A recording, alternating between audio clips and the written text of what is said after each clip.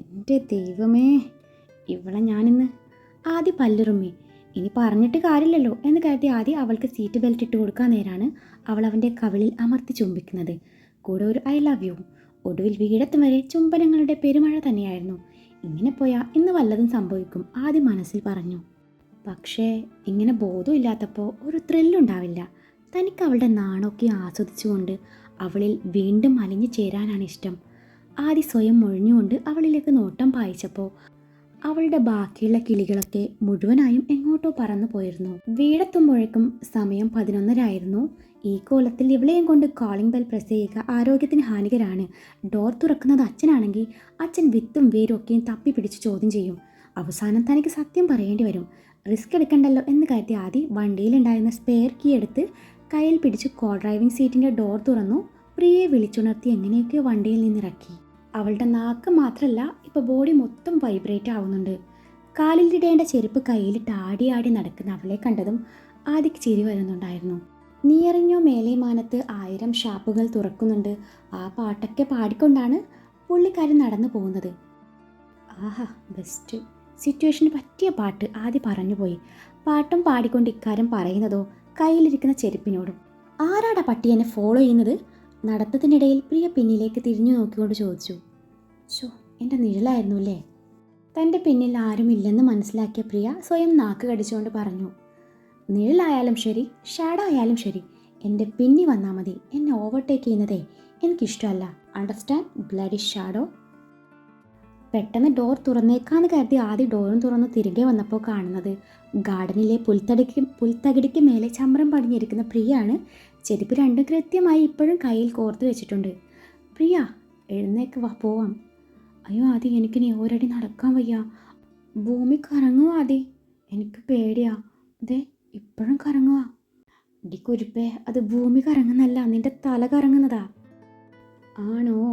എൻ്റെ തലയിലെ fan fit ചെയ്തിട്ടുണ്ടോ കറങ്ങാൻ? നിന്റെ തലയിൽ ഫാനെന്നല്ല, കാര്യമൊന്നുമില്ല, അതുകൊണ്ടാണല്ലോ ഇങ്ങനെ നിന്ന് കറങ്ങുന്നത്. അതും പറഞ്ഞവൻ അവളെയും കൈകളിലെടുത്ത് വീടിനുള്ളിൽ കയറി. ഡോറടിച്ച് ലോക്ക് ചെയ്ത ശേഷം ശബ്ദം ഉണ്ടാക്കാതെ സ്റ്റെയർ കയറാൻ നേരം ആദിയുടെ തോളിൻ്റെ പിൻവശത്തുള്ള അവളുടെ കൈ മുൻവശത്തേക്ക് കൊണ്ടുവന്നതും കയ്യിലുള്ള ചെരുപ്പ് കറക്റ്റായി അവൻ്റെ കവിളിൽ പതിഞ്ഞിരുന്നു. ആദ്യം അവളെ കണ്ണുരുട്ടി നോക്കിയതും അവൾ ചുണ്ട് പിളർത്തി കൊച്ചു കുഞ്ഞിനെ പോലെ എന്തോ പറയാനാഞ്ഞതും മിണ്ടരുത് എന്ന പോലെ അവൻ തൻ്റെ ചുണ്ടിന് കുറുകെ വിരൽ വെച്ച് എന്നൊരു ശബ്ദം ഉണ്ടാക്കിയതും അവളും അതുപോലെ ചെയ്തു. വെള്ളമടിച്ച ശേഷം കാട്ടിക്കൂട്ടുന്നതൊന്നും അവളുടെ അഭിനയമായിരുന്നില്ല. അടിച്ച് ഫിറ്റായി കിളിപോയതിൻ്റെയാണ്. തങ്ങളുടെ ബെഡ്റൂമിൻ്റെ ഡോർ തുറന്ന് ആദ്യം അവളെ ബെഡിലിരുത്തി. ശേഷം നടുവിനെ കൈകൊടുത്ത് മൊത്തത്തിൽ അവളെ ഒന്ന് നോക്കി പല്ലിറുമ്മിക്കൊണ്ട് ഡോർ അടിച്ച് ലോക്ക് ചെയ്ത് തിരിയാൻ നേരാണ് അവൾ ഉടുത്തിരിക്കുന്ന സാരി വലിച്ചൂരാൻ നോക്കുന്നത് അവൻ്റെ ശ്രദ്ധയിൽപ്പെടുന്നത്. സാരി പിൻ ചെയ്ത് വെച്ചതുകൊണ്ട് വലിച്ചിട്ടും വരുന്നില്ലായിരുന്നു. കോസ്റ്റ്ലി സാരി ആയിരുന്നു അത് വലിച്ച് പൊട്ടിച്ച് കളയണ്ടല്ലോ എന്ന് കരുതി ആദ്യം അവളെ തടഞ്ഞുകൊണ്ട് മുകളിലെ ഭാഗത്തെ പിന്നഴിച്ചെടുത്തതും അവൾ തൊട്ടടുത്ത നിമിഷം സാരി മുഴുവനും അഴിച്ച് സോഫയിലേക്ക് വലിച്ചെറിഞ്ഞിരുന്നു. ശേഷം നിന്നെടുത്തുനിന്ന് ബെഡിലേക്ക് ഒരൊറ്റ വീഴലായിരുന്നു. കാല് രണ്ടും തറയിൽ കുത്തി ബാക്കി ഭാഗം ബെഡിലും വരുന്ന രീതിയിലാണ് അവളിപ്പോൾ കിടന്നിട്ടുള്ളത്. ഒരൊറ്റ പ്രാവശ്യമേ അവൻ അങ്ങോട്ട് നോക്കിയുള്ളൂ. അവൻ പെട്ടെന്ന് തല കുടഞ്ഞ് നോട്ടം മാറ്റി. അവൾ ഈ കിടത്തം തുടർന്ന താൻ ഏത് നിമിഷവും ബാലൻകെ നായരായെന്ന് വരാം എന്നുള്ളത് കൊണ്ട് ആദ്യം പിന്നീട് അങ്ങോട്ട് നോക്കാൻ നിൽക്കാതെ പെട്ടെന്ന് തൻ്റെ ഷർട്ട് അഴിച്ചു തുടങ്ങി. എങ്കിലും അനുസരണയില്ലാതെ ഇടയ്ക്കിടെ നോട്ടം അവളിലേക്ക് പാറി വീഴുന്നുണ്ടായിരുന്നു. അവളുടെ തലയിലേക്ക് 2 ബക്കറ്റ് വെള്ളം കമഴ്ത്തിയ ചെറുതായി കെട്ടുവിട്ടോളും എന്നവൻ മനസ്സിൽ കരുതി. അവളെയും കൊണ്ട് വാഷ്റൂമിലേക്ക് പോകുമ്പോൾ തൻ്റെ ഷർട്ട് നനയണ്ടല്ലോ എന്ന് കരുതിയാണ് അവൻ ഷർട്ട് മാറ്റിയത്. ചിലപ്പോൾ അവൾ വാള് വെച്ചെന്നും വരാം. അത്രയ്ക്കും ഫിറ്റാണ് പുള്ളിക്കാരി. അവൻ ഷർട്ട് അഴിച്ചു മാറ്റി തിരിയുന്നതിന് മുൻപേ പ്രിയ പിന്നിലൂടെ വന്ന് അവനെ ഇറുകെ പുണർന്നിരുന്നു. അവൾ അവൻ്റെ പുറമേനിയിൽ മുഖം ചേർത്ത് വെച്ച് അവനോട് ചാഞ്ഞു നിന്നു. ആദി, അവൾ കൊഞ്ചിക്കൊണ്ട് വിളിച്ചു. ആദി, നീ എന്തെടുക്കുക? വാ കിടക്കാം, എനിക്ക് തലവേദനിക്കുന്നു. പ്രിയ, വാ നമുക്കേ ഒന്ന് കുളിച്ചിട്ട് വരാം, അപ്പോൾ ഈ തലവേദനയൊക്കെ മാറും. അതും പറഞ്ഞ് അവൻ അവൾക്ക് നേരെ തിരിഞ്ഞു. അവളുടെ കൈയും പിടിച്ച് വാഷ്റൂമിലേക്ക് നടന്നു. അന്നേരം കൊച്ചു കുഞ്ഞിനെ പോലെ അവൾ അവൻ്റെ കൂടെ നടന്നു. വാഷ്റൂമിലെത്തിയതും ആദ്യം അവളെ ഷവറിന് കീഴെ നിർത്തി. ഹെവി വർക്ക് വരുന്ന ഡിസൈനർ ബ്ലൗസായിരുന്നു അവൾ ഇട്ടിട്ടുണ്ടായിരുന്നത്. ഡ്രൈ ക്ലീൻ ചെയ്യേണ്ട സാധനമാണ്. ഇനിയിപ്പോൾ നാളെ ബോധം വരുമ്പോൾ ബ്ലൗസ് നശിപ്പിച്ചു എന്നും പറഞ്ഞ് തൻ്റെ തല തല്ലിപ്പൊട്ടിച്ചെന്നും വരാം എന്ന് മനസ്സിൽ കരുതി ആദ്യം അവളുടെ പെർമിഷനോട് കൂടി അവളുടെ ബ്ലൗസും കൂടി അഴിച്ചു മാറ്റി. അല്ലെങ്കിലും ലക്ക് കിട്ട അവൾ പെർമിഷൻ കൊടുത്തില്ലെങ്കിലേ അത്ഭുതമുള്ളൂ. ഇവിടെ ഇപ്പോൾ കുടുങ്ങിയത് ആദ്യമാണ്. ബ്ലൗസും പാവാടായിട്ട് നിൽക്കുന്ന അവളെ കണ്ടപ്പോഴേ അവൻ്റെ കയ്യിൽ നിന്ന് പോയതാണ്. ഇപ്പോൾ ഈ ലുക്കിൽ കൂടി കണ്ടതും അവൻ്റെ ഉള്ളിൽ പ്രണയത്തിനും വാത്സല്യത്തിനും അപ്പുറം എന്തൊക്കെയോ വികാരങ്ങൾ അവനെ വന്ന് പൊതിയുന്നുണ്ടായിരുന്നു. എത്ര നോക്കേണ്ടെന്ന് കരുതിയാലും വേണ്ടാത്തിടത്ത് മാത്രമേ അവൻ്റെ കണ്ണെത്തുന്നുള്ളൂ. അവളുടെ മാറടിക്കിൽ പറ്റിച്ചേർന്ന് കിടക്കുന്ന താലി കാണവേ അവൻ്റെ കണ്ണുകൾ തിളങ്ങി.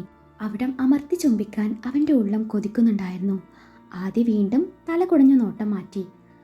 ആദി, എന്നാലും നീ എൻ്റെ മുഖത്ത് നോക്കി അങ്ങനെ പറഞ്ഞല്ലോ. ചുണ്ട് പുറത്തേക്ക് ഉന്തി പിടിച്ചുകൊണ്ടവൾ പറഞ്ഞതും ആദി കാര്യം മനസ്സിലാവാതെ പുരികം ചുളിച്ച് അവളെ ഒന്ന് നോക്കി. എന്ത് പറഞ്ഞെന്ന് ആദി അവളോട് കാര്യം തിരക്കി. ഞാൻ നിനക്ക് ത്രില്ലായിരുന്നല്ലേ, നീ എൻ്റെ ശരീരത്തായിരുന്നല്ലേ ആഗ്രഹിച്ചത്, നിനക്കെന്നെ ഒറ്റ രാത്രിക്ക് മതിയായിരുന്നല്ലേ. അതൊക്കെ കേട്ടപ്പോൾ ഞാൻ എന്തോരം വിഷമിച്ചെന്നോ. നീ എന്നോട് ഐ ഹേറ്റ് യു പ്രിയ എന്ന് പറഞ്ഞില്ലേ. ഛേ പ്രിയ, നീ അതൊക്കെ ഇപ്പോഴും മനസ്സിൽ കൊണ്ട് നടക്കുക. അതൊക്കെ അപ്പോഴത്തെ സിറ്റുവേഷനിൽ ഞാൻ. ആദ്യം അത്രയും പറഞ്ഞു നിർത്തി. പെട്ടെന്ന് എന്തോ ഓർമ്മ വന്ന പോലെ അവളുടെ മുഖമുയർത്തിക്കൊണ്ട് ചോദിച്ചു, നീ എന്താ പറഞ്ഞേ? നിനക്ക് എന്താ ആദി, ചെവി കേൾക്കില്ലേ? നീ അന്ന് എൻ്റെ മുഖത്ത് നോക്കി എന്തൊക്കെയോ വിളിച്ച് പറഞ്ഞില്ലേ. അതിന് എന്തിൻ്റെ പേരിലായാലും എനിക്ക് ഒരുപാട് ഫീലായിരുന്നു എന്ന്. ഞാൻ അന്ന് എന്തോരം കരഞ്ഞെന്നോ. ലണ്ടനിലായിരുന്നപ്പോഴും നിന്നെ ഓർത്ത് കരയാത്ത ദിവസങ്ങളില്ലായിരുന്നു. പ്രിയ, അപ്പോൾ നിനക്കതൊക്കെ ഓർക്കാൻ പറ്റുന്നുണ്ടോ? ഓർക്കാൻ പറ്റാ, ഞാൻ മറന്നിട്ട് വേണ്ടേ? എനിക്കതൊന്നും മറക്കാൻ പറ്റില്ല ആദി. അപ്പോൾ നിൻ്റെ ഓർമ്മ പോയിട്ടില്ലേ? ഇത്രയും നാൾ നിനക്കൊന്നും ഓർമ്മയില്ലായിരുന്നല്ലോ. അതൊക്കെ ഈ പ്രിയയുടെ നമ്പറായിരുന്നില്ലേ? 5.5 വർഷം എന്നെ കരയിപ്പിച്ച നിനക്ക് ഞാൻ 1 മാസക്കാലം ഒരു ചെറിയ പണി തന്നു, അത്രേ ഉള്ളൂ. ഇനിയും ഞാൻ നിനക്ക് പണി തരും. പണികളിരുന്ന് വാങ്ങാൻ മിസ്റ്റർ എന്താ പേര് പറഞ്ഞേ? അദിക് ശങ്കറിൻ്റെ ജീവിതം ഇനിയും ബാക്കി. അത് കഴിഞ്ഞ് നമുക്ക് പ്രണയിക്കാം. എന്തേ? എന്നിട്ട് നിനക്ക് ഞാൻ വാവയെ തരാം. ഒരു കുഞ്ഞാദി, അത് കഴിഞ്ഞ് ഒരു കുഞ്ഞു പ്രിയ, അത് കഴിഞ്ഞ് വീണ്ടും കുഞ്ഞാദി, അത് കഴിഞ്ഞ് വീണ്ടും ഒരു കുഞ്ഞു പ്രിയ, അത് കഴിഞ്ഞ് വീണ്ടും കുഞ്ഞാദി, അത് കഴിഞ്ഞ് വേണ്ട, അത് കഴിഞ്ഞ് ഒന്നും വേണ്ട. അങ്ങനെയാണെങ്കിൽ ജാതി മരം കുലുക്കിയിട്ട പോലെ ചുറ്റിലും നിരന്ന് കിടക്കില്ലേ? അത് ശരിയാവില്ല. അത്രയും മതി, അണ്ടർസ്റ്റാൻഡ്? അതിന് ഇനിയും നീ കാത്തിരുന്നേ മതിയാവൂ. അതുവരെ നീ എന്നെ കൊഞ്ചിച്ചാൽ മതി. അതെന്താ, എന്നെ കണ്ടാ കൊഞ്ചിക്കാൻ തോന്നില്ലേ? പറ, തോന്നില്ലെന്ന്. നിന്റെ നാക്കിറങ്ങിപ്പോയോ? ഡോ ആദി, നീ പോയോ? പ്രിയ ഓരോന്ന് വിളിച്ച് പറയുകയാണ്. ഓഹോ, അപ്പം എല്ലാം അഭിനയമായിരുന്നല്ലേ. എന്നെ ഇത്രയും നാൾ വട്ട് കളിപ്പിച്ച നിനക്കേ ഇനി പണി തരാൻ പോകുന്നത് ഞാനാണ്. അതിൻ്റെ ആദ്യ പടിതേ ഇവിടെ നിന്ന് തുടങ്ങുവാണ് എന്ന് മനസ്സിൽ പറഞ്ഞു. ഷവർ ഓൺ ചെയ്തതും അവളുടെ ശരീരത്തെ നനയിച്ചുകൊണ്ട് വെള്ളത്തുള്ളികൾ താഴേക്ക് അരിച്ചിറങ്ങി. നല്ല തണുത്ത വെള്ളമായതിനാൽ അവൾക്ക് ശരീരം മുഴുവൻ കുളിരി കോരാൻ തുടങ്ങിയതും അവൾ അവനെ അതുപോലെ തന്നെ ഇറുകെ പുണർന്നു. അവൻ്റെ കൈവിരലുകൾ അവളുടെ ബ്രായുടെ ഹുക്കിലും പാവാട ചരടിലും അമർന്നു. അവൻ്റെ ചുണ്ടുകൾ അതിൻ്റെ ഇണയുമായി കൊരുത്തതും പ്രിയയുടെ കണ്ണുകൾ കൂമ്പി അടഞ്ഞു പോയിരുന്നു. അവളുടെ കൈ അവൻ്റെ മുതുകിൽ അമർന്നു. അവളെ വേദനിപ്പിക്കാതെ അവളുടെ ഇരുതളങ്ങളും അവൻ മാറി മാറി നുണഞ്ഞുകൊണ്ടേയിരുന്നു. തൻ്റെ ശരീരത്തിലേക്ക് പടർന്നു കയറുന്ന കൊടും തണുപ്പിനെ ശമിപ്പിക്കാനെന്ന വണ്ണം അവൻ പകർന്നു നൽകുന്ന ചെറുചൂടിൽ അവൾ മതിമറന്നു പോയിരുന്നു. അവൻ അവളുടെ ചുണ്ടിനെ മോചിപ്പിച്ചു. പിന്നീട് അവൻ്റെ ചുണ്ടുകൾ അവളുടെ കഴുത്തിലും മാറിലും അനുസരണയില്ലാതെ ഒഴുകി നടന്നപ്പോൾ ഏറിയ നെഞ്ചെടുപ്പോടെ അവൾ അവനെ ഒന്നുകൂടി മാറോടടുപ്പിച്ചു. കുറച്ച് കഴിഞ്ഞതും ആദ്യ ഷവർ ഓഫ് ചെയ്ത് ചുണ്ടിലൊളിപ്പിച്ച ചിരിയാലെ അവളുടെ തലയും മേലൊക്കെ തുടച്ചു കൊടുത്തു. ബാത്റൂമും ധരിപ്പിച്ചു. അവളെയും കൊണ്ട് കൈകളിൽ കോരിയെടുത്ത് ബെഡിനരികിലേക്ക് നടന്നു. അവളെ ബെഡിൽ കിടത്തി അവളോട് ചേർന്ന് കിടന്നു നെറുകയിൽ ചുണ്ടമർത്തി. അവളുടെ കണ്ണിലേക്ക് മാത്രം ദൃഷ്ടി പതിപ്പിച്ചുകൊണ്ട് ചോദിച്ചു, ഇപ്പോൾ തലവേദന കുറഞ്ഞോ? അവൾ നേർമയായി ഒന്ന് മൂളി. ഉറങ്ങണ്ടേ? അവൻ്റെ ചോദ്യത്തിന് അവൾ വേണ്ടെന്ന പോലെ തലയനക്കി. പിന്നെ നേരം വെളുക്കും വരെ എനിക്ക് ആദിയുടെ കണ്ണിലേക്ക് നോക്കിയിരിക്കണം. അതിത്തിരി പാടാണ്. അതിനു പകരം നമുക്ക് നേരം വെളുക്കും വരെ സ്നേഹിച്ചാലോ? അവളൊന്ന് മൂളി. സ്നേഹിക്കട്ടെ? അവളുടെ വലത് കവിളിൽ അമർത്തി മുത്തിക്കൊണ്ടവൻ ചോദിച്ചു. അവൾ പിന്നെയും മൂളി. സ്നേഹിക്കുവേ? അവളുടെ ഇടത് കവിളിൽ അമർത്തി മുത്തിക്കൊണ്ടവൻ പറഞ്ഞു. ഇതേ പിന്നെയും മൂളൻ. ഇങ്ങനെ തേനീച്ചയെ പോലെ എല്ലാത്തിനും മൂളാതെ വാ തുറന്ന് പറ എൻ്റെ ബട്ടർഫ്ലൈ. സ്നേഹിച്ചോന്നേ? അവളത് പറഞ്ഞു തീരും മുമ്പേ അവൻ അവളുടെ ചുണ്ടുകൾ കവർന്നെടുത്തിരുന്നു. അതോടൊപ്പം അവൻ്റെ കൈവിരലുകൾ ബാത്റോബിൻ്റെ വള്ളിയിൽ അമർന്നിരുന്നു. ബാത്റോബ് ഇരുവശത്തേക്കും അകത്തി വെച്ചതും അവൻ അവളുടെ ചുണ്ടുകളെ മോചിപ്പിച്ചു. അവളുടെ നെറുകയിൽ ചുണ്ടമർത്തിക്കൊണ്ട് അവളുടെ നഗ്നമേനിയിലേക്ക് നോട്ടം പായിച്ചു. കുസൃതിയൂറിയ ചിരിയാലെ അവളുടെ മാസ്മരിക സൗന്ദര്യം ഒപ്പിയെടുക്കുന്ന ആദ്യയെ കണ്ടതും പ്രിയ ചുണ്ടു കൂർപ്പിച്ച് അവനെ നോക്കിക്കൊണ്ട് അവൻ്റെ കണ്ണിന് കുറുകെ അവളുടെ ഇരുകൈയും വെച്ചതും അവൻ അവളുടെ കൈ എടുത്തു മാറ്റി. എൻ്റെ ബട്ടർഫ്ലൈ, ഞാൻ നിന്നെ ശരിക്കൊന്ന് കണ്ടോട്ടേന്നേ. 5.5 വർഷമായില്ലേ ഇതൊക്കെ ഞാൻ കണ്ടിട്ട്? അവളുടെ ചുണ്ടിൽ നേർമയായി മുത്തിക്കൊണ്ടവൻ പറഞ്ഞു. ആ നിമിഷം അവളുടെ മുഖം ചെറിപ്പഴം പോലെ ചുവന്നു തൊടുത്തിരുന്നു. ഓഹോ, ഫിറ്റാണെങ്കിലും നിനക്ക് നാണമൊക്കെയും വരൂല്ലേ? അത് മതി. മൊത്തത്തിൽ നീ മാറിപ്പോയല്ലോ. ഞാൻ പറയട്ടെ എവിടേക്കോ മാറ്റം വന്നതെന്ന്? അവളുടെ കാതിൽ മുത്തിക്കൊണ്ടവൻ പ്രണയത്തോടെ പറഞ്ഞു. പറയട്ടെ? അത് പറയുന്നതോടൊപ്പം അവൻ്റെ കൈ അവളുടെ മാറിലേക്ക് ഇഴഞ്ഞു നീങ്ങി. അവളുടെ കണ്ണിലേക്ക് മാത്രം ദൃഷ്ടി പതിപ്പിച്ചു. അവിടെ മൃദുവായി തഴുകുമ്പോൾ പരൽമീനിനെ പോലെ പിടയ്ക്കുന്ന അവളുടെ മിഴികളിലെ ഭാവം അവൻ നോക്കിയിരുന്നു പോയിരുന്നു. അവൻ്റെ കൈ മാറിൽ അമർന്നതും അവൾ നീങ്ങിപ്പോയി. അന്നേരം അവൻ ചുണ്ടിലൊളിപ്പിച്ച ചിരിയാലെ പുരികം പൊക്കിയതും അവൾ നാണത്തോടെ അകത്തി വെച്ച ബാത്റോബ് കൂട്ടിപ്പിടിക്കാനെന്ന പോലെ ബെഡിൽ പരതിയതും ആദ്യം അതിനനുവദിക്കാതെ അവളുടെ ദേഹം ഒന്ന് ഉയർത്തിപ്പിടിച്ചു. ബാത്റോബ് മുഴുവനായും അവളിൽ നിന്നും അഴിച്ചു മാറ്റിയിരുന്നു. അവൻ്റെ കണ്ണുകൾ വീണ്ടും അവളുടെ മേനിയിൽ അലഞ്ഞു നടന്നു. എത്ര കണ്ടിട്ടും മതിവരാത്ത പോലെ അവൻ അവളുടെ നഗ്നമേനിയെ വല്ലാത്ത ഭാവത്തിൽ നോക്കി നിന്നു. അവൻ്റെ ആ നോട്ടം താങ്ങാനാവാതെ നാണം കൊണ്ട് പൂത്തുലഞ്ഞ് പ്രിയ മുഖം വെട്ടിച്ചു കിടന്നു. അവൻ അവളുടെ മുഖം തനിക്ക് അഭിമുഖമായി പിടിക്കാൻ നേരം അവൾ തൻ്റെ മുഖം അവൻ്റെ നെഞ്ചിൽ ഒളിപ്പിക്കാൻ നോക്കിയതും ആദ്യം അതിന് സമ്മതിക്കാതെ പറഞ്ഞു. ഇതാണ് എനിക്ക് വേണ്ടത് പ്രിയ. നിന്റെ ഈ നാണം അതെനിക്ക് ആസ്വദിക്കണം. കണ്ണുകൾ തുറന്നു വെച്ചുകൊണ്ടായിരിക്കണം നീ എൻ്റെ പ്രണയം സ്വീകരിക്കേണ്ടത്. അതും പറഞ്ഞു അവളുടെ വയറിൽ പൊക്കിൾ ചുഴയ്ക്ക് മേലെ അമർത്തി മുത്തിയതും അവൾ വില്ല് പോലെ വളഞ്ഞു പോയിരുന്നു. അവൻ തൻ്റെ ഉടയാടകൾ കൂടി അഴിച്ചു മാറ്റി അവളിലേക്ക് അമർന്നു. അവൻ്റെ കൈവിരലുകൾ അവളിൽ അനുസരണയില്ലാതെ അലഞ്ഞു നടന്നു. പുതിയ തീരം തേടി തുടങ്ങിയതും ഒരേങ്ങിലൂടെ അവളുടെ കണ്ണുകൾ കൂമ്പി അടഞ്ഞു പോയിരുന്നു. അതി വേണ്ട അതി. അവൻ അവളുടെ പെൺമയെ തഴുകിയതും ഇരുകൈയും ബെഡ്ഷീറ്റിൽ മുറുക്കി പിടിച്ചുകൊണ്ട് അവളൊന്ന് ഉയർന്നു പൊങ്ങി. ആദി, എന്തായത് ആദി? അവളൊന്ന് കുറുകിക്കൊണ്ട് പറഞ്ഞു. അവളുടെ ശീൽക്കാരങ്ങളും കുറുകലുകളും മുറിയാക്കി മുഴങ്ങിക്കൊണ്ടേയിരുന്നു. അടങ്ങിക്കിടക്ക് പെണ്ണെ. അതും പറഞ്ഞ് ആദ്യം തൻ്റെ പ്രവൃത്തി തുടരുന്നതിനോടൊപ്പം അവൾക്ക് പേരറിയാത്തൊരു അനുഭൂതി പകത്ത് നൽകിക്കൊണ്ടിരുന്നു. അവളുടെ കുറുകലുകളും ഏങ്ങലുകളും കൂടി വന്നു. അവൻ്റെ കൈവിരലുകൾ പകത്ത് നൽകുന്ന അനുഭൂതിയിൽ അവൾ ഉന്മാദത്തിൻ്റെ കൊടുമുടിയിൽ എത്തിച്ചേർന്നു. അവളിൽ നിന്നും ശീൽക്കാരങ്ങൾ ഉയർന്നുകൊണ്ടേയിരുന്നു. ആദി, നീ എന്ത് ചെയ്യുക? എനിക്ക് ആദി. അവൻ്റെ മേനിയിൽ പോറൽ വീഴ്ത്തിക്കൊണ്ടവൾ പറഞ്ഞു. അവളുടെ ശബ്ദം പുറത്ത് കേൾക്കാതിരിക്കാൻ അവൻ അവളുടെ ചുണ്ടുകൾ കവർന്നെടുത്തു. അവൻ്റെ ചുണ്ടും നാവും അവളുടെ കഴുത്തിലും മാറിലും ഒഴുകി നടന്നു. അവൻ തൻ്റെ ചുണ്ടിനാലും നാവിനാലും കൈവിരലിനാലും അവളെ വികാരത്തിൻ്റെ കൊടുമുടിയിൽ എത്തിച്ചു. ഒരു പേമാരിയായി അവൻ അവളിൽ ആഴ്ന്നിറങ്ങി. ഒടുവിൽ കിതപ്പോടെ അവളിലേക്ക് തന്നെ തളർന്നു വീണു. രാത്രിയുടെ ഏതോ യാമത്തിൽ മതിവരാത്ത പോലെ അവൻ അവളിൽ മഞ്ഞായും കുളിർ മഴയായും ഇളം വെയിലായും നേർത്ത തെന്നലായും പിന്നെയും അലിഞ്ഞു ചേർന്നു. രാവിലെ പ്രിയ കണ്ണു തുറക്കുമ്പോൾ തലയ്ക്കൊക്കെ വല്ലാത്തൊരു ഭാരം പോലെ തോന്നുന്നുണ്ടായിരുന്നു. അതോടൊപ്പം ശരീരം മുഴുവൻ വേദനയും. എങ്ങനെയൊക്കെ എഴുന്നേറ്റിരുന്നപ്പോഴാണ് താൻ പൂർണ്ണ നഗ്നയാണെന്ന് അവൾ തിരിച്ചറിയുന്നത്. അവളുടെ കണ്ണുകൾ മിഴിഞ്ഞു വന്നു. എന്താണ് സംഭവിച്ചെന്ന് അവൾക്കൊരു പിടുത്തമില്ലായിരുന്നു. ആ സമയത്താണ് ആദി കുളിയും കഴിഞ്ഞ് അങ്ങോട്ട് വരുന്നത്. Hi butterfly, good morning. രാവിലെ തന്നെ എൻ്റെ കൺട്രോൾ കളയാനാണ് ഉദ്ദേശം? രാത്രിയിലെ ക്ഷീണം തന്നെ ഇതുവരെ മാറിയിട്ടില്ല. ഇന്നിനി താങ്ങില്ല. സോ ആ ഡ്രസ്സ് എടുത്ത് ധരിക്കൂ കുട്ടി, പ്ലീസ്. ഡാ തുഷ്ട, അപ്പോൾ നീ എന്നെ നോക്കിക്കോ, ഞാൻ ഇതെല്ലാവരോടും പറയും. പ്രിയ ബ്ലാങ്കറ്റ് എടുത്ത് ദേഹം കവർ ചെയ്തുകൊണ്ട് പറഞ്ഞു വിത്ത് നിഷ്കു. എന്തോ എങ്ങനെ? ഹലോ മാഡം, മാഡം ഇന്നലെ അടിച്ച് വിറ്റായത് ഓർമ്മയുണ്ടോ? നീ ഇങ്ങോട്ട് കയറി എന്നെ അറ്റാക്ക് ചെയ്യുകയായിരുന്നു. പിന്നീട് സ്വയം രക്ഷയ്ക്ക് വേണ്ടി എനിക്ക് നീയുമായി ചെറുതായി സഹകരിക്കേണ്ടി വന്നു. ഇന്നലെ അമ്മാതിരി പെർഫോമൻസ് ആയിരുന്നില്ല നിൻ്റേത്. ഞാൻ 5.5 വർഷം കാത്തു സൂക്ഷിച്ചതൊക്കെ നീ ഒരൊറ്റ രാത്രി കൊണ്ട് കവർന്നെടുത്തില്ലേ? ഷോ, എനിക്ക് ഓർക്കാൻ പോലും വയ്യ. എന്തൊരു ആക്രാന്തായിരുന്നു നിനക്ക്. ആദ്യം അവളെ പാളി നോക്കിക്കൊണ്ട് നിഷ്കുവായി പറഞ്ഞു.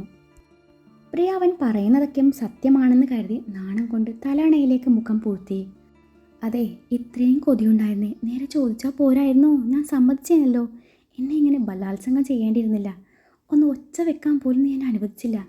അവൻ തന്നെ വിടാൻ ഉദ്ദേശമില്ലെന്ന് മനസ്സിലാക്കിയ പ്രിയ അവൻ്റെ മുഖത്ത് പോലും നോക്കാതെ ബ്ലാങ്കറ്റും പുതച്ച് വാഷ്റൂമിലേക്ക് ഒരൊറ്റ ഓട്ടമായിരുന്നു. അതെ, നീ ഇന്നലെ രാത്രി എന്നോട് ചില സത്യങ്ങളൊക്കെയും വിളിച്ചു പറഞ്ഞിരുന്നു. പ്രിയ കേൾക്കാൻ പാകത്തിൽ ആദ്യ പുറത്തു നിന്ന് വിളിച്ചു പറഞ്ഞു. എന്ത് സത്യം? പ്രിയ തിരിച്ചു ചോദിച്ചു. അത് നീ ഓർത്തു നോക്ക്. ആദ്യം അതും പറഞ്ഞ് ചെറുചിരിയാലെ ഡ്രസ്സും ധരിച്ചു മുറി വിട്ടിറങ്ങി. ഇതേ സമയം അവളിൽ കഴിഞ്ഞ ദിവസം രാത്രി നടന്ന കാര്യങ്ങളൊക്കെയും മിന്നായം പോലെ തെളിഞ്ഞു വന്നു. ഷവറിന് കീഴിൽ നിന്നതും തലയിലൂടെ തണുത്ത വെള്ളം അരിച്ചിറങ്ങി. രാത്രി നടന്ന കാര്യങ്ങൾ ഓരോന്നും അവളുടെ മനസ്സിൽ തെളിഞ്ഞു വന്നു. ആ നിമിഷം അവളുടെ ചുണ്ടിൻ്റെ കോണിൽ ഒരു പുഞ്ചിരി വിരിഞ്ഞു. അതോടെ ആദ്യം പറഞ്ഞതൊക്കെയും കള്ളമാണെന്ന് അവൾക്ക് ബോധ്യമായി. താൻ ഇന്നലെ രാത്രി വാഷ്റൂമിൽ വെച്ച് അവനോട് സത്യങ്ങളൊക്കെയും വിളിച്ച് പറയുന്നത് കൂടി മനസ്സിൽ തെളിഞ്ഞു വന്നതും അവൾ സ്വയം നാക്ക് കടിച്ചുപോയി. കണ്ണാടിയുടെ മുന്നിൽ നിന്നുകൊണ്ട് മുടി ചീകുകയാണ് പ്രിയ. പിന്നിൽ ആളനക്കം കേട്ടിട്ടും അവൾ തിരിഞ്ഞു നോക്കിയില്ല. അത് ആദ്യമാണെന്ന് അവൾക്ക് ഊഹിക്കാവുന്നതേ ഉണ്ടായിരുന്നുള്ളൂ. അപ്പോഴും അവളുടെ ചുണ്ടിൽ നാണത്തിൽ കുതിർന്നൊരു പുഞ്ചിരി ഒളിഞ്ഞു കിടപ്പുണ്ടായിരുന്നു. അവൻ അവളുടെ പിന്നിലൂടെ ചെന്ന് വയറിലൂടെ കൈയിട്ട് വട്ടം ചുറ്റി പിടിച്ചുകൊണ്ട് ചോദിച്ചു, കെട്ടൊക്കെ വിട്ടോ ആവോ? അവളൊന്നും മിണ്ടിയില്ല. ഇന്നലെ സത്യങ്ങളുടെ ഘോഷയാത്ര തന്നെ ആയിരുന്നില്ലേ? ഇങ്ങനെ അറിഞ്ഞിരുന്നേ ഞാൻ നേരത്തെ ഒരു കുപ്പി റം വാങ്ങിച്ചു തന്നേനല്ലോ. അല്ല, ഇന്നെന്താണാവോ വേണ്ടേ? Whisky, vodka, brandy, beer, gin or anything else? അവൻ പറഞ്ഞത് കേട്ടതും അവൾ കണ്ണാടിയിൽ കൂടി അവനെ തുറച്ചു നോക്കി. ഇങ്ങനെ നോക്കല്ല പെണ്ണെ, കൺട്രോളിൻ്റെ കാര്യത്തിൽ ഞാൻ ഇത്തിരി പിറകിലാണേ. സോ ഇനിയും വേണോ? നീ താങ്ങില്ല. പോടാ, അവൾ അവൻ്റെ വയറിനിട്ടൊരു കുത്തു കൊടുത്തുകൊണ്ട് പറഞ്ഞു. താങ്ക്സ്. അവളുടെ കാതോരം മാത്രമായി പറഞ്ഞുകൊണ്ട് അവളുടെ ചുരിദാർ ടോപ്പിനുള്ളിലൂടെ കൈ കടത്തി വയറിൽ തഴുകിക്കൊണ്ടേയിരുന്നു. അവളിലൂടെ ഒരു വിറയൽ കടന്നുപോയി. എന്തിനാ? അവൾ നേർമയായി ചോദിച്ചു. അല്പം വൈകിട്ടാണെങ്കിലും അതുപോലൊരു മനോഹര രാത്രി വീണ്ടും സമ്മാനിച്ചതിന്. കല്യാണം ഗോകുലിനായിരുന്നെങ്കിലും ഗോളടിച്ചത് എനിക്കല്ലേ? റമ്മ പോയെങ്കിലെന്താ? അതിനേക്കാളും ലഹരി ആയിരുന്നല്ലോ നീ എനിക്ക് പകർന്നു തന്നത്. അതുകൊണ്ടേ ഒരു മാസം വട്ട് കളിപ്പിച്ചതൊക്കെ ഞാനങ്ങ് സഹിച്ച്. അവൾ കണ്ണാടിയിൽ കൂടി അവനെ ഒന്ന് നോക്കി. ആ നിമിഷം ഇരുവരുടെയും നോട്ടങ്ങൾ തമ്മിൽ കൊരുത്തു വലിച്ചു. നിന്റെ വയറിൽ കിടന്നിരുന്ന ആ സ്വർണ്ണ ചെയിനും ഏലസും എവിടെ? നമ്മുടെ ആദ്യ രാത്രി കഴിഞ്ഞപ്പോഴേ ഞാൻ നിന്നോട് ചോദിക്കണമെന്ന് കരുതിയതാ. അന്നും കണ്ടില്ല, ഇന്നലെയും കണ്ടില്ല. ആദി അവളുടെ പൊക്കിൾ ചുഴിയിൽ വിരൽ കടത്തിക്കൊണ്ട് ചോദിച്ചു. നീയൊന്ന് ചോദിച്ചില്ലേ ഉറക്കത്തിൽ എഴുന്നേറ്റ് നടക്കുന്നതിന് വേണ്ടി ജപിച്ച് കെട്ടിയതാണെന്ന്? അതുകൊണ്ട് അന്ന് തന്നെ ഞാനത് അഴിച്ചു മാറ്റിയിരുന്നു. വേണ്ടായിരുന്നു, അതവിടെ പറ്റിച്ചേർന്ന് കിടക്കുന്നത് കാണാൻ നല്ല ഭംഗിയായിരുന്നു. ഞാനന്ന് വാങ്ങിച്ചെന്നാ അതിടുവോ? ഏലസ് വേണ്ട, അല്ലാത്തതാണേ നോക്കാം. അവൾ പറഞ്ഞത് കേട്ടതും അവൻ അവളുടെ കവിളിൽ അമർത്തി മുത്തി. കണ്ണാടിയുടെ മുന്നിൽ കിടക്കുന്ന സിന്ദൂരച്ചെപ്പിൽ നിന്നും ഒരു നുള്ളു സിന്ദൂരം എടുത്ത് അവളുടെ നെറുകയിൽ ചാർത്തി. അവളുടെ നെറുകയിൽ ചുണ്ടമർത്തിയതും അവൾ അവൻ്റെ നെഞ്ചിലേക്ക് ചാഞ്ഞു. ദിവസങ്ങൾ പിന്നെയും കൊഴിഞ്ഞു വീണുകൊണ്ടിരുന്നു. അതിനുശേഷം ആദിപ്രിയ അതിർവരമ്പുകളില്ലാതെ പ്രണയിച്ചു കൊണ്ടിരുന്നു. അതിനിടയിൽ നിർമ്മാതാവ് രാജ്മോഹൻ സാറിന് ഷെബിയുടെ സ്റ്റോറി ഇഷ്ടമാവുകയും പെട്ടെന്ന് തന്നെ അതിൻ്റെ പൂജ കഴിഞ്ഞ് ഷൂട്ടിംഗ് ആരംഭിക്കുകയും ചെയ്തു. 2 ദിവസം കഴിഞ്ഞ മിൻഹയുടെ കല്യാണമാണ്. അതിൻ്റെ തിരക്കിലാണ് പ്രിയയും പൂജയും നയനയും. പ്രിയയും നയനയും അവരുടെ കോസ്റ്റ്യൂമിൻ്റെ കാര്യമായി ബന്ധപ്പെട്ട് ഒരു ബൊട്ടിക്കിലേക്ക് പോയപ്പോൾ പൂജ മിൻഹയുടെ കൂടെ ബ്യൂട്ടി പാർലറിൽ ചെന്നു. മെഹന്തി ഇടുക എന്നത് കൂടാതെ കുറച്ച് മിനുക്ക് പണികൾ കൂടി ഉണ്ടായിരുന്നു. അതിനിടയിലാണ് പൂജയ്ക്ക് എന്തോ ചെറിയ വല്ലായ്മ തോന്നുന്നത്. അതിനാ മിന്നു നിർബന്ധിച്ച് പൂജയെ ശ്യാമിൻ്റെ കൂടെ പറഞ്ഞു വിട്ടു. മിന്നുവിൻ്റെ മെഹന്തി ഇടലും കാര്യങ്ങളൊക്കെയും കഴിഞ്ഞപ്പോഴാണ് താൻ എങ്ങനെ പോകും എന്നതിനെക്കുറിച്ച് അവൾ ചിന്തിക്കുന്നത്. വന്നത് പൂജയുടെ കൂടെ ആയിരുന്നല്ലോ. അവളെ ശ്യാം കൊണ്ടുപോവുകയും ചെയ്തു. ഇക്കാക്കമാരാരെങ്കിലും വിളിക്കാന്ന് വെച്ചാൽ താൻ ഫോണും എടുത്തിട്ടില്ല. രണ്ടും കൽപ്പിച്ച് പുറത്തേക്ക് നടന്നതും സ്പായുടെ പാർക്കിംഗ് ഏരിയയിൽ ഫോണിൽ സംസാരിക്കുന്ന ഷെബിയാണ് കാണുന്നത്. അവനവിടെ കണ്ടതും അവൾ നെറ്റി ചുളിച്ച് സംശയത്തോടൊന്ന് നോക്കി. അവൻ തന്നെ കണ്ടു എന്ന് മനസ്സിലായതും അവൾ അങ്ങോട്ടേക്ക് നടന്നു. ആ, ആൾ വന്നിട്ടുണ്ട്. ഇല്ല, ഞാൻ വീട്ടിൽ കൊണ്ട് വിട്ടോളാം, നീ വെച്ചോ. അത്രയും പറഞ്ഞ് ഷെബി കോൾ അവസാനിപ്പിച്ചു. ഫോൺ പോക്കറ്റിലിട്ട് മിൻഹയ്ക്ക് നേരെ തിരിഞ്ഞു. ഒരു നിമിഷം അവനവളെ മൊത്തത്തിലൊന്ന് നോക്കിപ്പോയി.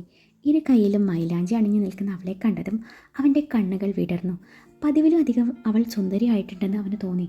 പെട്ടെന്ന് എന്തോ ഓർമ്മ വന്നതുപോലെ അവൻ നോട്ടം പിൻവലിച്ചു. അവളോട് വണ്ടിയിൽ കയറാൻ പറഞ്ഞു. നിങ്ങളെന്തിനാ എന്നെ വീട്ടിൽ കൊണ്ടുവരുന്നത്? നിങ്ങളിപ്പോൾ വലിയ തിരക്കുള്ള ഡയറക്ടറല്ലേ? അതുകൊണ്ടാണല്ലോ ഞാൻ കല്യാണത്തിന് വിളിച്ചപ്പോൾ വരാൻ പറ്റില്ലെന്ന് പറഞ്ഞത്. എന്നിട്ടിപ്പോൾ എന്തിനാ വന്നേ? അതിനാര് നിൻ്റെ കല്യാണത്തിന് വന്നു? ഞാൻ ഇന്നേ തിരിച്ചു പോകും. ഇനി ഷൂട്ടിംഗ് നടക്കുന്നത് അങ്ങ് ഹൈദരാബാദിലാണ്. ഓ പിന്നെ ഹൈദരാബാദ് ഷൂട്ട് ചെയ്യാൻ നിങ്ങൾ പ്രേമലു 3 ആണോ എടുക്കുന്നത്? കന്നി മൂവിയല്ലേ മാഷേ, കുറഞ്ഞ ബഡ്ജറ്റിലെടുത്താൽ പോരായിരുന്നോ? പാവം ആ പ്രൊഡ്യൂസറെ കുത്തുപാളെ എടുപ്പിക്കാതിരുന്നാൽ മതിയായിരുന്നു. അപമാനിച്ചു കഴിഞ്ഞെങ്കിൽ മാഡം വണ്ടി കയറി. ശ്യാം പറഞ്ഞതുകൊണ്ട് മാത്രമാണ് 100 കൂട്ടം പണിക്കിടയിലും ഞാൻ ഈ പണി ഏറ്റെടുത്തത്. അത്രയും പറഞ്ഞ് അവൻ ഡ്രൈവിംഗ് സീറ്റിൻ്റെ ഡോർ തുറക്കാൻ നേരാണ് അവൾ അവിടെ തന്നെ നിൽക്കുന്നത് കാണുന്നത്. വായും പൊളിച്ച് നിൽക്കാതെ ഒന്ന് കയറുന്നുണ്ടോ? എൻ്റെ കൈ മെഹന്തി കാണുന്നില്ലേ, ഡോർ തുറന്നു തരുമോ? എനിക്കിതെന്തിൻ്റെ കേടായിരുന്നു. ഷെബി അതും പറഞ്ഞ് അവൾക്ക് ഡോറും തുറന്നു കൊടുത്തു. എങ്ങോട്ടോ മിഴികളൂന്നി നിന്നു. ഷെബിക്ക പ്ലീസ് ഈ പാവാട ഒന്ന് പൊക്കി തരുമോ? അവളുടെ ആ ചോദ്യം കേട്ടതും അവൻ കണ്ണും തള്ളി അവൾ നോക്കി. മറ്റന്നാൾ മറ്റൊരുത്തനെ കെട്ടാൻ പോകുന്നവളാണ് ഇന്ന് തന്നോട് പാവാട പൊക്കാൻ പറയുന്നത്. പകച്ചുപോയി അവൻ്റെ യൗവനം. നിങ്ങളെന്താ ഇങ്ങനെ നോക്കുന്നേ? എനിക്ക് കാറിൽ കയറാൻ പറ്റുന്നില്ല. പാവാട ചവിട്ടി ഞാൻ വീണ് പോകും. അതുകൊണ്ടാ ജസ്റ്റ് ഒന്ന് പാവാട പൊക്കി പിടിച്ച് തന്നാൽ മതി. അവളുടെ ആവശ്യം ന്യായമായതുകൊണ്ട് അവൻ താല്പര്യമില്ലാത്ത മട്ടിലൊന്ന് മൂളി ചുറ്റും നോക്കി ആരും ശ്രദ്ധിക്കുന്നില്ല എന്ന് ഉറപ്പ് വരുത്തി അവളുടെ പാവാട ഒന്ന് പൊക്കി പിടിച്ചതും അവൾ കാറിൽ കയറിയിരുന്നു. ശേഷം അവനും ഡ്രൈവിംഗ് സീറ്റിൽ കയറിയിരുന്നു. അവളോട് സീറ്റ് ബെൽറ്റ് ഇടാൻ പറഞ്ഞതും അവൾ ഇരുകൈയും ഉയർത്തി കാണിച്ചപ്പോൾ വേറെ വഴിയില്ലാതെ അവന് സീറ്റ് ബെൽറ്റ് ഇട്ട് കൊടുക്കേണ്ടി വന്നു. ആ നിമിഷം ഇരുവരുടെയും കണ്ണുകൾ തമ്മിലുടക്കി. അവൻ്റെ നിശ്വാസം മുഖത്ത് തട്ടിയതും അവൾ നോട്ടം പിൻവലിച്ച് മുഖം വെട്ടിച്ചു. അവളിൽ നിന്നും വമിക്കുന്ന ഗന്ധം അതവനെ തളർത്തി തുടങ്ങി. പെട്ടെന്ന് സീറ്റ് ബെൽറ്റ് ഇട്ട് കൊടുത്ത് അവൻ അവളിൽ നിന്നും അകന്നു മാറി വണ്ടി സ്റ്റാർട്ട് ചെയ്ത് മുന്നോട്ടെടുത്തു. പിന്നീട് അവൻ അവളെ നോക്കിയതോ സംസാരിച്ചതോ ഇല്ല. അവൻ മനഃപൂർവ്വം ഒഴിഞ്ഞു മാറി നിന്നതായിരുന്നു. വിവാഹത്തിന് വരണ്ട എന്ന് കരുതിയതുമാണ്. മനസ്സ് പിടിച്ചെടുത്ത് കിട്ടുന്നില്ല. മൂവിയുടെ സെക്കൻഡ് ഷെഡ്യൂൾ ഹൈദരാബാദിൽ നടക്കുന്നതുകൊണ്ട് കുറച്ചുനാൾ അവധിയാണ്. ഇപ്പോൾ ശ്യാമം ആദ്യം നിർബന്ധിച്ച് തന്നെ ഇങ്ങോട്ട് പറഞ്ഞു വിട്ടതാ. എല്ലാം നേരിക്കണ്ട തനിക്ക് അവളെ മറക്കാൻ പറ്റുമെന്നാണ് അവരുടെ വാദം. ഇതിപ്പോൾ പെണ്ണ് ഓരോന്ന് ചെയ്യിപ്പിച്ച് മനുഷ്യനെ വീണ്ടും കൊതിപ്പിക്കുകയാണല്ലോ എൻ്റെ പടച്ചോനെ, അവൻ മനസ്സിൽ പറഞ്ഞുപോയി. ആദ്യം അവളെ തമാശക്ക് ചെറുതായി വായി നോക്കിയതായിരുന്നു. പിന്നീട് ഇക്കാക്കമാർ പോലീസാണെന്നറിഞ്ഞപ്പോൾ വിട്ട് കളഞ്ഞതുമാണ്. പിന്നീട് എപ്പോഴാണ് മനസ്സിൽ വീണ്ടും കയറിക്കൂടിയതെന്ന് ചോദിച്ചാൽ അറിയില്ല. ഒരുപക്ഷെ അന്നൊരു നാൾ എല്ലാവരും കൂടി ഔട്ടിങ്ങിന് പോയില്ലേ, അന്നായിരിക്കാം. അന്ന് വള്ളത്തിൽ യാത്ര ചെയ്യുമ്പോൾ ഗോകുലിനോട് സംസാരിക്കുന്ന തൻ്റെ കണ്ണുകൾ ആ നിമിഷം അവളിൽ മാത്രമായിരുന്നു. ഒന്നും അറിയാതെ അന്നാ നിമിഷം അവൾ തനിക്കൊരു പുഞ്ചിരി സമ്മാനിച്ചിരുന്നു. സാറേ, അന്ന് തനിക്ക് ചുറ്റുള്ളതൊന്നും കാണാൻ പറ്റിയിരുന്നില്ല. വള്ളത്തിൽ അവളും താനും മാത്രം. അതോർത്തപ്പോൾ അവൻ്റെ ചുണ്ടിൻ്റെ കോണിൽ ഒരു പുഞ്ചിരി വിരിഞ്ഞുവെങ്കിലും തൊട്ടടുത്ത നിമിഷം അത് മാഞ്ഞു പോയിരുന്നു. ചിന്തകളെ പാടെ അവഗണിച്ചുകൊണ്ടവൻ ആഞ്ഞൊരു ശ്വാസം വലിച്ചു. എൻ്റെ മെഹന്തി എങ്ങനെയുണ്ട്, കൊള്ളാവോ? മൗനത്തെ ഭേദിച്ചുകൊണ്ട് മിന്നു സംസാരത്തിന് തുടക്കം കുറിച്ചു. അതെനിക്കെങ്ങനെ അറിയാം? നിന്നെ കെട്ടാൻ പോകുന്നവൻ കാണിച്ച് ചോദിച്ചു നോക്ക്. അതിനാളിപ്പോൾ ഇവിടെ ഇല്ലല്ലോ. വീട്ടിൽ ചെന്നിട്ട് വീഡിയോ കോൾ ചെയ്ത് കാണിച്ച് ചോദിച്ചാൽ മതി. അത് കേട്ടതും അവളൊന്ന് ചിരിച്ചു. അതിന് ഞങ്ങൾ വീഡിയോ കോൾ പോയിട്ട് നോർമൽ കോൾ തന്നെ ചെയ്യാറില്ല. ആളെപ്പോഴും ബിസിയാണ്. ആദ്യം 2-3 തവണ ഞാൻ വിളിച്ചിരുന്നു. അപ്പോൾ ബിസിയാണെന്നും പിന്നെ വിളിക്കാമെന്നും പറയും. പിന്നെ വിളിയും വരില്ല. അങ്ങനെ ഞാനും വിളി നിർത്തി. ഷെബി ഒന്നും മിണ്ടിയില്ല. ആള് ഭയങ്കര സീരിയസ് ക്യാരക്ടറാണ്. ബാപ്പച്ചിയുടെ ഫ്രണ്ടിൻ്റെ മോനാ. ആളൊരു മൊഞ്ചനാണ്. എന്നാലും നിങ്ങളത്ര മൊഞ്ചൊന്നും ഇല്ല കേട്ടോ. എൻ്റെ മനസ്സിൽ നിങ്ങളെപ്പോലെ ഒരാളായിരുന്നു ഉണ്ടായിരുന്നത്. ആദ്യേട്ടനും ശ്യാമേട്ടനും പ്രിയയും പൂജയും പ്രേമിക്കുന്ന സമയത്ത് നിങ്ങൾക്ക് എന്നെ പ്രേമിച്ചൂടായിരുന്ന മനുഷ്യ. എങ്കിൽ നമുക്ക് കല്യാണം കഴിക്കായിരുന്നില്ലേ? അങ്ങനെയാണെങ്കിൽ എനിക്ക് എൻ്റെ ഫ്രണ്ട്സിനെ ഒരിക്കലും പിരിയേണ്ടി വരില്ലായിരുന്നു. മിൻഹ പറഞ്ഞത് കേട്ടതും ഷെബി അവളെ ഒന്ന് നോക്കിപ്പോയി. പിന്നെ അറിഞ്ഞുകൊണ്ട് ആരെങ്കിലും പാണ്ടി ലോറിക്ക് തല വെക്കോ? എനിക്ക് വയ്യ ജീവിതകാലം മുഴുവൻ നിന്നെ സഹിക്കാൻ. ഞാനൊന്ന് സെറ്റിൽഡ് ആയിക്കോട്ടെ. ഞാൻ വല്ല സിനിമാ നടിയും കെട്ടിക്കോളാം. ഷെബി ഉള്ളിലെ പതർച്ച മറച്ചു പിടിച്ചുകൊണ്ട് പറഞ്ഞു. ഓ അങ്ങനെയാണല്ലേ. സത്യം പറഞ്ഞാൽ ഞാൻ പ്രതീക്ഷിച്ച മറുപടി ഇതായിരുന്നില്ല. എൻ്റെ മിൻഹ, എങ്കിൽ നിനക്ക് എന്നെ ഇങ്ങോട്ട് പ്രേമിച്ചുകൂടായിരുന്നു എന്നാണ്. എന്തോ നിങ്ങളത് പറയുമെന്ന് ഞാൻ വെറുതെ ആശിച്ചു പോയി. അതും പറഞ്ഞവൾ പുറത്തേക്ക് മിഴികളൂന്നിയിരുന്നു. നിനക്കെന്താടി വട്ടാ ഈ അവസാന വേളയിൽ ഇങ്ങനെയൊക്കെ പറയാൻ? പിന്നല്ലാതെ എനിക്ക് നിങ്ങളുടെ മുഖം കണ്ടിട്ട് സഹിക്കുന്നില്ല. കഴിഞ്ഞ ദിവസം പ്രിയയും നയനയും സംസാരിക്കുമ്പോഴാണ് നിങ്ങളുടെ പറയാൻ മറന്ന പ്രണയത്തെക്കുറിച്ച് ഞാൻ അറിയുന്നത് പോലും. എനിക്ക് ഒരു സൂചന തരായിരുന്നില്ലേ? അന്ന് പൂജയുടെയും ശ്യാമേട്ടൻ്റെയും ആനിവേഴ്സറിയുടെ അന്ന് കണ്ടപ്പോഴെങ്കിലും ഒന്ന് തെളിയിച്ച് പറയായിരുന്നില്ലേ? എങ്കിൽ ഞാൻ എൻ്റെ വാപ്പച്ചിയോട് പറഞ്ഞേനല്ലോ. എൻ്റെ വാപ്പച്ചി സമ്മതിച്ചേനെ. എൻ്റെ ഇഷ്ടമാണ് എൻ്റെ വാപ്പച്ചിയുടെ ഇഷ്ടം. ഇനിയിപ്പോൾ ഒന്നും നടക്കില്ല. അത്രയും കേട്ടപ്പോഴേക്കും ഷെബിയുടെ കയ്യിൽ നിന്നും വണ്ടി ചെറുതായി പാളിപ്പോയിരുന്നു. അവൻ മിൻഹയെ ഒന്ന് നോക്കി. അവൾ ചെറുതായി പേടിച്ചിരുന്നു. പിന്നീട് വീടെത്തും വരെ ഇരുവരും ഒന്നും മിണ്ടിയില്ല. വണ്ടിയിൽ നിന്ന് ഇറങ്ങാൻ നേരം മിൻഹ ഒന്നുകൂടി അവനെ നോക്കി. കയറുന്നില്ലേ? അവൾ ചോദിച്ചു. ഇല്ല, ഞാൻ കല്യാണത്തിനുണ്ടാവില്ല, ഇന്ന് തന്നെ പോവും, അവൻ ചിരിക്കാൻ ശ്രമിച്ചുകൊണ്ട് പറഞ്ഞു. വരാൻ ഞാൻ നിർബന്ധിക്കില്ല. എന്നാൽ ഞാൻ പോട്ടെ. നിറഞ്ഞ കണ്ണുകൾ മറച്ചു പിടിക്കാൻ പാടുപെടുന്ന അവനെ അവളൊന്ന് നോക്കിപ്പോയി. അവളെ ഒന്ന് വിഷ് ചെയ്ത് അവൻ വണ്ടിയിൽ കയറി അവിടെ നിന്ന് പോയതും അവൻ്റെ വണ്ടി കൺമുന്നിൽ നിന്ന് മായുന്നത് വരെ അവൾ നോക്കി നിന്നു.